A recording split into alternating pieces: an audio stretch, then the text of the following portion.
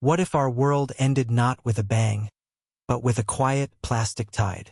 Imagine an ocean that stretches to every horizon, unnaturally calm and silent. The familiar symphony of life, the cries of gulls, the breach of a whale, the frantic schooling of fish is gone.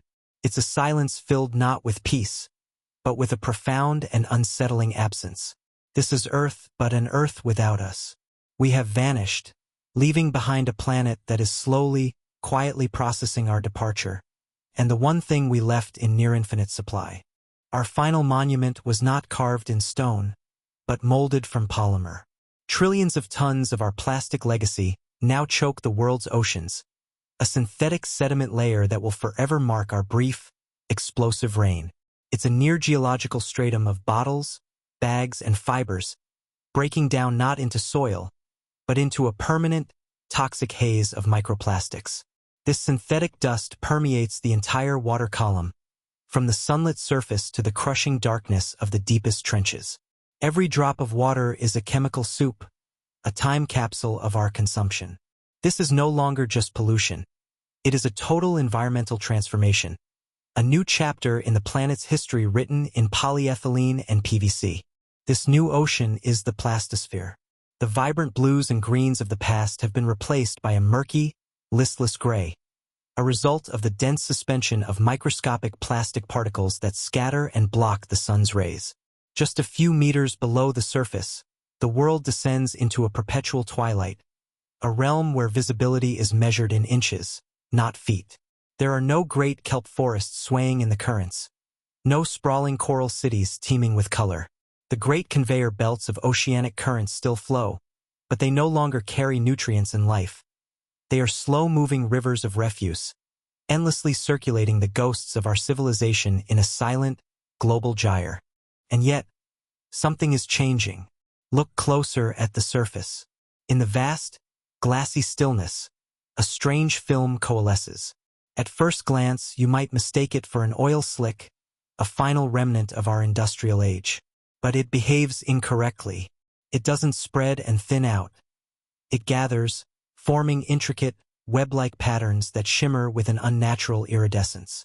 It captures the weak, hazy sunlight and refracts it into colors that feel alien and out of place in this drab world. The slick seems to pulse, to move with a subtle intentionality that defies the gentle push of the wind or the slow pull of the current. What could possibly be creating this in an ocean we declared dead? The answer, as it so often is on this planet, lies with the impossibly small. Life's tenacity is legendary, especially in the realm of microbes. We know of extremophiles, organisms that thrive in boiling volcanic vents, under miles of Antarctic ice, or in pools of pure acid. Could it be that here, in the most extensive and toxic environment humanity has ever created, evolution has produced a new kind of survivor? Scientists once hypothesized about it, a theoretical microbe that could evolve the unique enzymes needed to sever the stubborn polymer chains of plastic. The theory was that, given enough time and enough raw material, life would eventually find a way to see our indestructible waste not as a poison, but as a feast. What was once theory now appears to be a shimmering, terrifying reality. This slick is not a chemical reaction. It's a biofilm, a living carpet of countless microorganisms.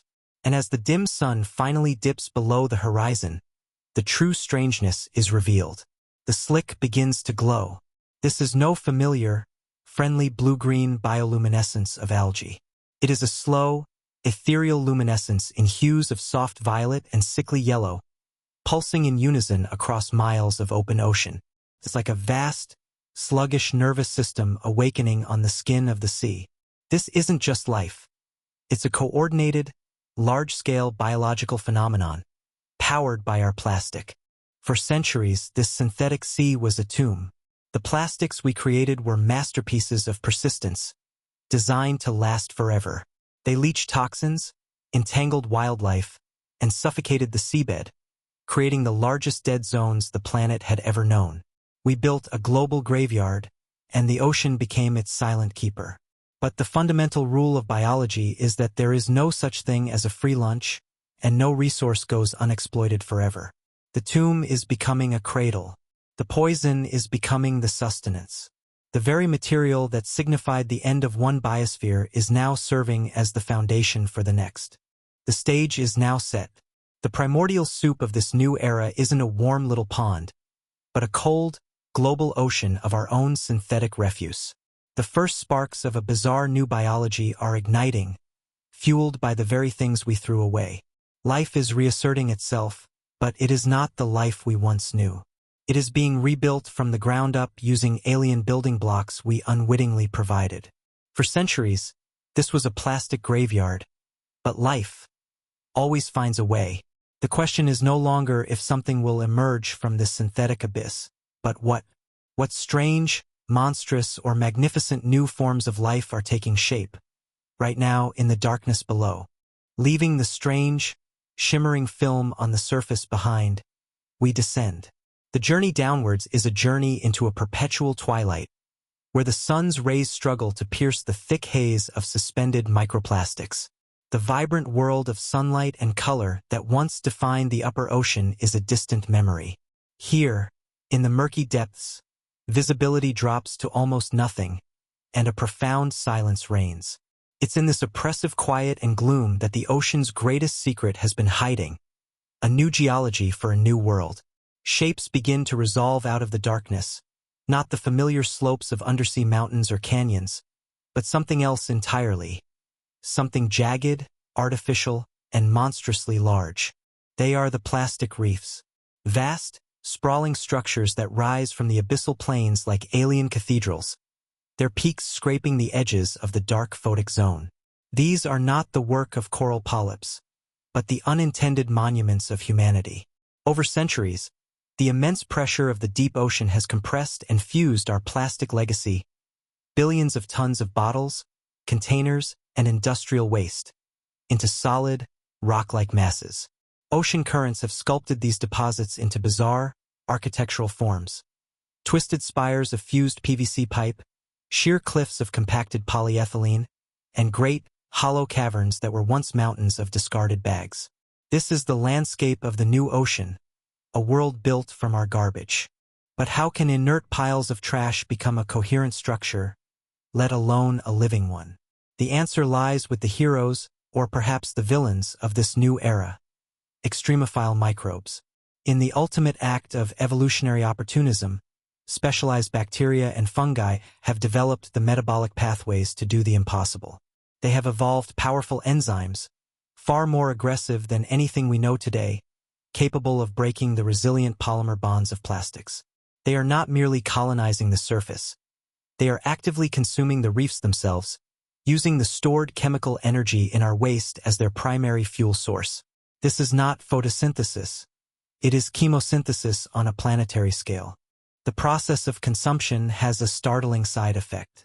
The metabolic byproducts of these microbes act as a powerful biocement, binding loose fragments of plastic together and reinforcing the reef structure from within. They are simultaneously the destroyers and the creators, eating away at the plastic while fusing it into ever larger, more complex formations. The reefs are alive, growing and changing on a geological timescale, cemented by the very act of their own decay. Imagine a coral reef that builds itself by eating its own foundation, and you begin to grasp the alien biology at play here. This is a dynamic, living geology, and it is a sight of terrible beauty. These are not just chaotic junk piles. There is a haunting order to them. Light filtering through walls of semi-translucent, faded plastic creates a stained glass effect, emblazoned with the ghostly logos of forgotten brands. The color palette is a muted testament to our past, with faded reds, blues, and greens fused into a single, cohesive mosaic. The forms mimic nature, but in a deeply unsettling way.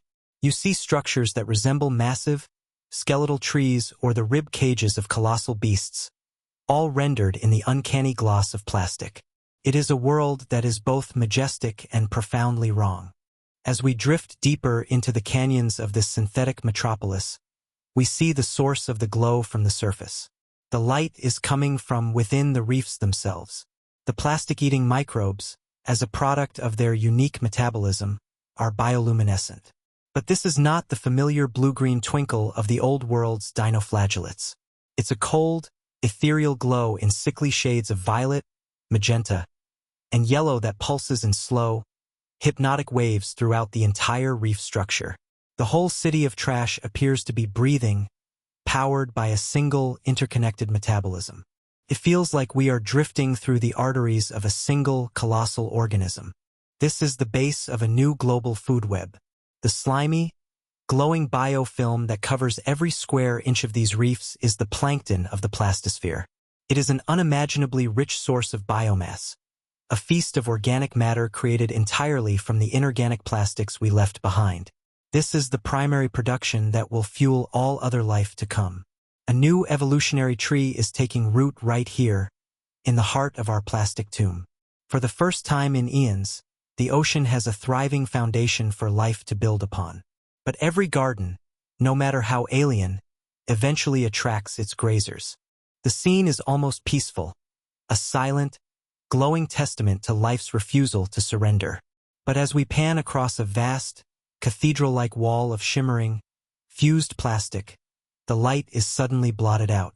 A shadow, vast, dark, and impossibly swift, sweeps over the glowing architecture, plunging the landscape into momentary darkness. It passes in an instant, and the light returns, but the serene atmosphere is shattered. The silence of this ocean is about to be broken. The foundation was laid, the first course of a new food chain was served. But what would come to feed? The shadow is gone as quickly as it came, a fleeting eclipse against the glowing backdrop of the plastic reef. But it leaves behind a chilling realization. This silent world is no longer empty. Something is moving through these synthetic canyons, something with purpose. We follow the phantom disturbance, pushing deeper into the labyrinth of our own waste. The path is lit by the eerie, pulsing bioluminescence of the microbial colonies, casting long, distorted shadows that play tricks on the eyes. Every flicker of light seems to hint at movement just at the edge of perception. We are no longer just observers of a dead world. We are intruders in a world that is coming alive. And then we see them. The source of the shadow was not one creature, but a swarm. Clinging to the glowing walls of the reef are the first true animals of the plastic age. We call them plastivores. At a distance, they resemble oversized, sluggish slugs or sea cucumbers, moving with a deliberate slowness across the microbe-rich surfaces. They are the grazers of this new world, the first link in the macroscopic food chain. These are not just scavengers picking at scraps. They are true herbivores, and their pasture is a living film of bacteria grown on a substrate of our immortal garbage. They are the first to truly taste our legacy. How is this possible? Their biology is a marvel of evolutionary problem-solving. To feed, they employ a specialized organ, a hardened, tongue-like appendage covered in microscopic, crystalline teeth. It works like a biological sandblaster, scraping both the biofilm and the uppermost layer of the plastic itself into their primitive mouths. Inside their bodies, a unique digestive system hosts a symbiotic soup of the very same microbes that coat the reef, supercharging their ability to break down complex polymers.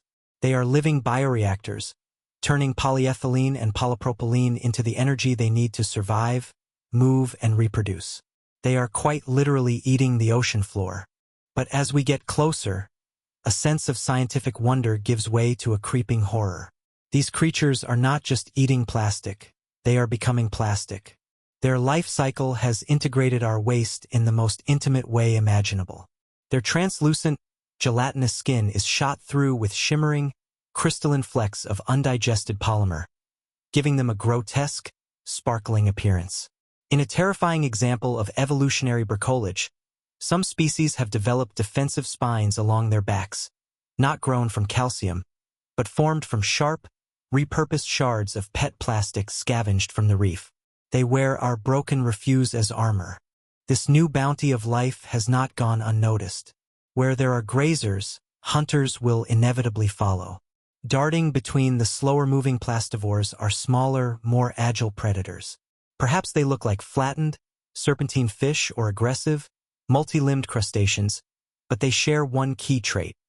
They have adapted to hunt on the plastic reefs. Their bodies are tough and armored, designed to withstand the scrapes and cuts of the sharp plastic terrain. They are the first carnivores, and their emergence signals the true beginning of a complex ecosystem. The first, brutal steps of a new natural selection are being taken. An evolutionary arms race has begun, played out on a field of our own making. The plastivores, under pressure from these new hunters, are evolving. We see some that have developed thicker, more crystalline hides, their incorporated plastic serving as a crude but effective armor plating. Others have become masters of camouflage, their bodies perfectly mimicking the faded colors and textures of a 50-year-old laundry detergent bottle. The hunters, in turn, are becoming faster, their senses more attuned to the subtle vibrations of a grazer scraping away at a plastic wall. It is the timeless dance of predator and prey, but the stage and the dancers are utterly alien. So the first rungs of the food ladder have been built. Microbes eat the plastivores eat the microbes, and the first predators hunt the plastivores. A flow of energy, born from a chemical bond forged in a human factory a millennium ago, is now moving through living flesh. The quiet, glowing reefs are no longer just strange geological formations. They are bustling ecosystems, filled with the quiet drama of survival.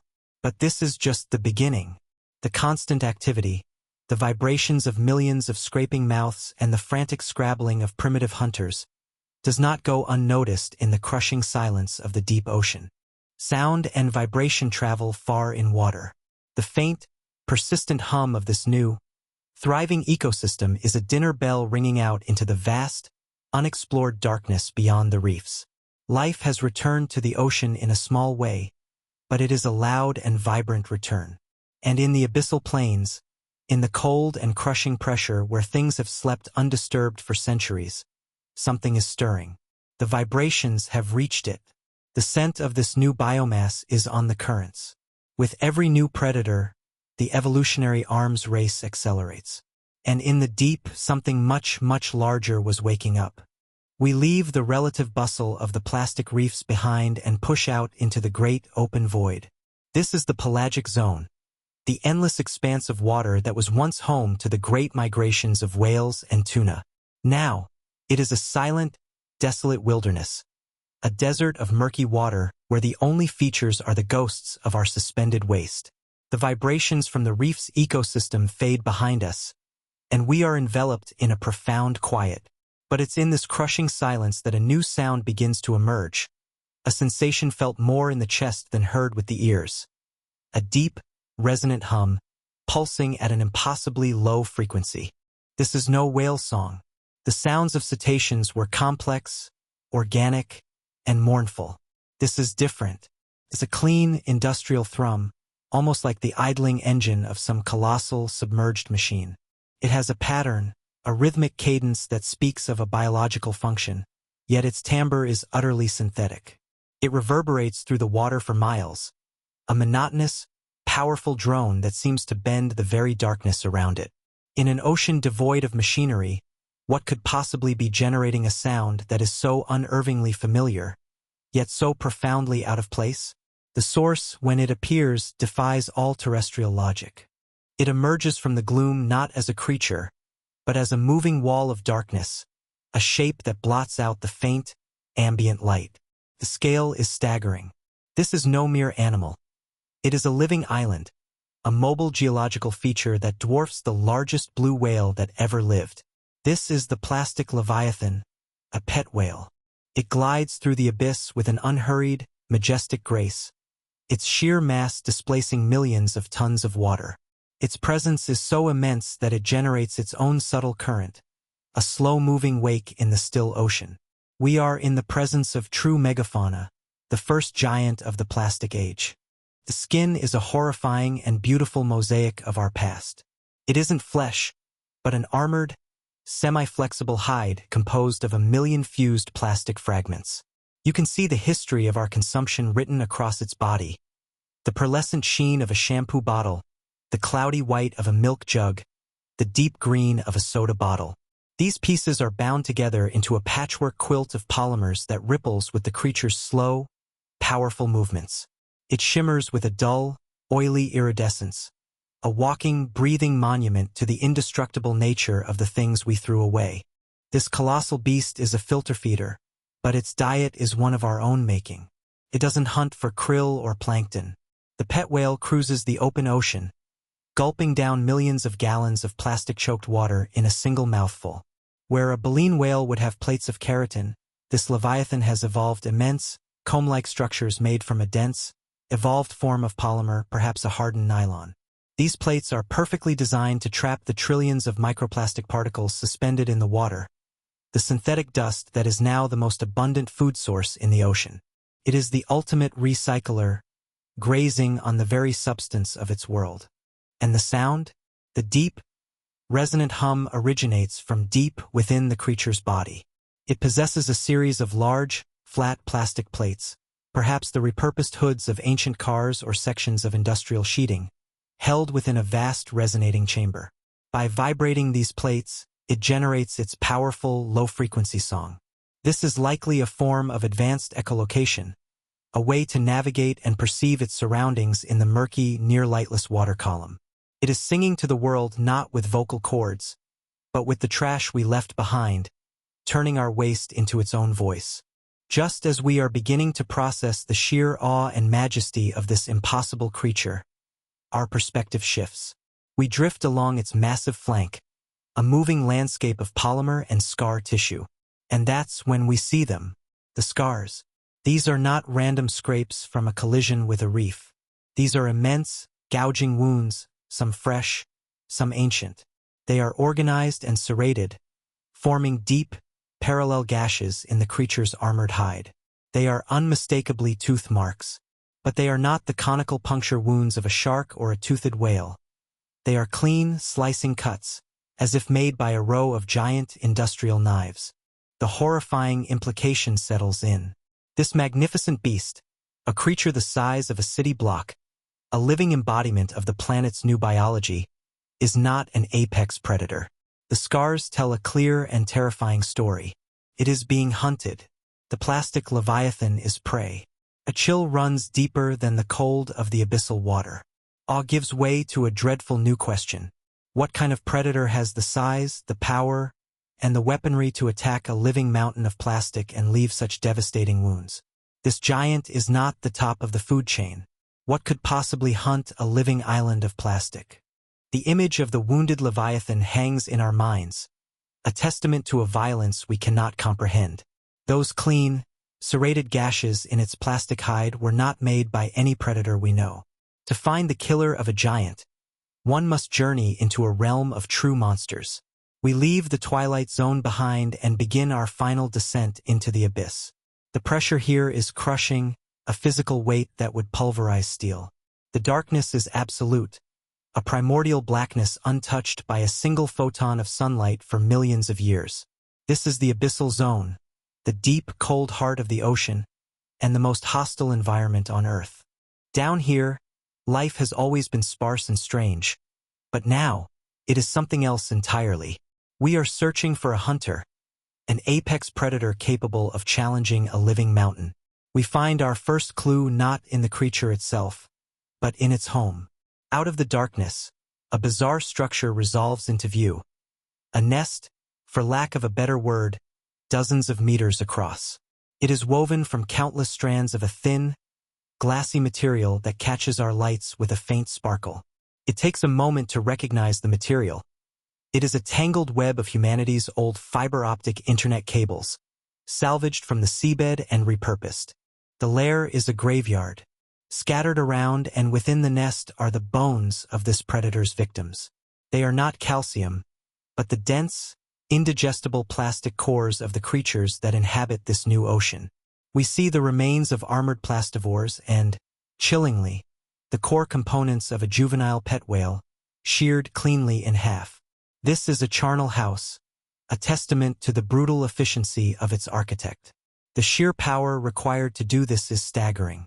And then, from the heart of the web of dead data, the architect emerges.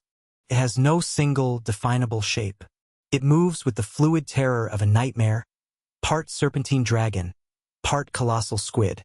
A long, powerful body propels it through the water with terrifying speed and grace, an ambush predator built for sudden, overwhelming violence.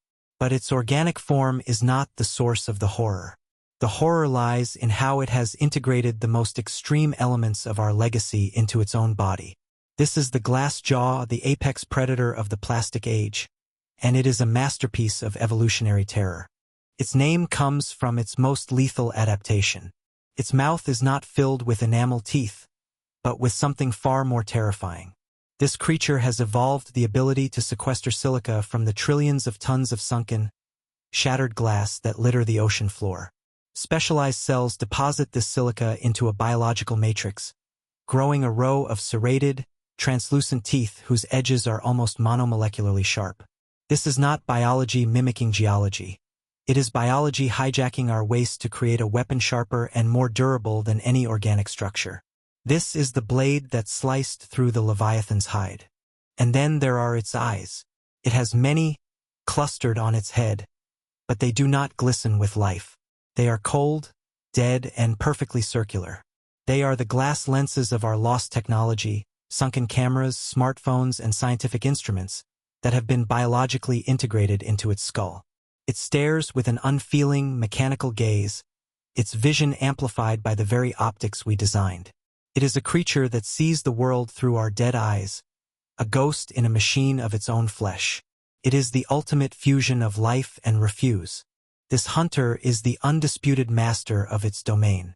The ecosystem of the plastisphere, from the microbe to the Leviathan, ultimately flows to this single point. It is the culmination of millions of years of accelerated evolution, a perfect killing machine adapted to a world of plastic and glass. The evolutionary arms race for physical dominance ends here, in the crushing dark, with a creature that has turned our trash into the ultimate weapons. The food chain is complete. The cycle of life, death, and consumption has been fully reestablished in this alien ocean. But as we look upon this perfect predator, a new, more profound question emerges. The physical world has its champion, a king of flesh and plastic and glass. Evolution, however, is not just a battle of tooth and claw. It is also a race for complexity, for awareness, for intelligence. Our trash became their world. Our waste became their flesh. But what is the final, most terrifying creation of this new plastic age? What new mind might be stirring, not in the body of a single creature, but in the fabric of the ocean itself? We have found the apex predator, the glass jaw, a creature of terrifying physical perfection. The food chain, it seems, is complete. From the humblest microbe to the mightiest hunter, a new and brutal order has been established, a cycle of life and death playing out in our plastic tomb. But is physical dominance the true pinnacle of evolution? The history of our own planet taught us that the greatest power isn't found in the sharpest tooth or the strongest armor, but in the complexity of the mind. In this new world, built from the remnants of our intelligence, what form might a new consciousness take? To find the answer, we must pull back our perspective, away from any single creature, and look at the entire system. We return to the plastic reefs, those vast, glowing cathedrals we first discovered. We initially dismissed the rhythmic, colorful bioluminescence as a simple metabolic byproduct, a curious but meaningless quirk of this new biochemistry. But watch it now. The patterns are not random. They shift and pulse with a staggering complexity, forming intricate, flowing waves of light that travel for miles across the reef's surface. This is too coordinated, too structured to be an accident. This isn't just a glow. It's a signal. This signal reveals the final and most profound secret of the plastic ocean. The apex predator is not the glass jaw. The true dominant life form on this planet is not a creature we can point to. It is the reef itself and every other plastic deposit across the globe. We are looking at the visible component of a single planetary-scale colonial organism. A mycelial mat of hyperspecialized, plastic-eating fungi has spread across the entire ocean floor, a living network connecting every continent. It is a biological entity the size of a world, and what we've seen so far are just its peripheral functions. But how can a simple fungal mat achieve this level of coordination? How can it think? In the ultimate act of evolutionary irony, it has repurposed our greatest achievement. As the fungal network spread across the seafloor, it encountered the legacy of our information age. The millions of miles of fiber optic cables we laid to connect our world. It has learned to interface with them. These pristine glass fibers, perfectly designed to transmit information, have become the neurons of a global brain. The network doesn't just send slow chemical signals. It sends pulses of light through our abandoned internet, creating a biological supercomputer of unimaginable power. The ghost in our machine is now alive. This global brain is not conscious in any way we would recognize. It has no ego, no fear, no ambition. It is, for now, a silent, passive observer, a vast organic processor that is simply awakening. Its sensory organs are the countless life forms that inhabit its body, the reefs. Its motor functions are the slow geological changes it enacts on the ocean floor. And the glowing patterns on the reef surfaces. That is its visual output, a screen displaying the results of its planet-spanning thoughts, a language of light we have no hope of deciphering. And what does a nascent planetary intelligence think about? It processes the data around it. And we left behind the ultimate library. The fiber optic cables are not entirely silent. Faint, degraded echoes of our digital existence still reverberate within them. Fragments of websites, snatches of songs, forgotten emails, the entire record of our civilization. This new mind is slowly, methodically absorbing the history of its creators. It is learning about the careless, short-sighted gods who constructed its body, its food source, and the very nervous system it uses to think. The plastic monsters we've witnessed are terrifying in their physicality. But this is a new kind of horror, more profound and existential. We have been replaced, not by a creature that outfought us, but by a silent, alien intelligence that has bloomed in the wasteland we left behind. It is a mind born of our garbage, a consciousness awakening within our digital tomb. Its thoughts are not our thoughts. Its logic is not our logic. We have become the fossil record, the subject of study for an intelligence that we can never understand. We created a world of plastic monsters, a brutal but functional ecosystem built from our short-sightedness. But in our hubris, we also left behind the tools for something far greater and more terrible to emerge. The final question is not what these new creatures will do, but what this new mind will think. Now that it is learning our history, our art, our love, and our endless capacity for destruction, what will this new god, born of our refuse, think of its creators?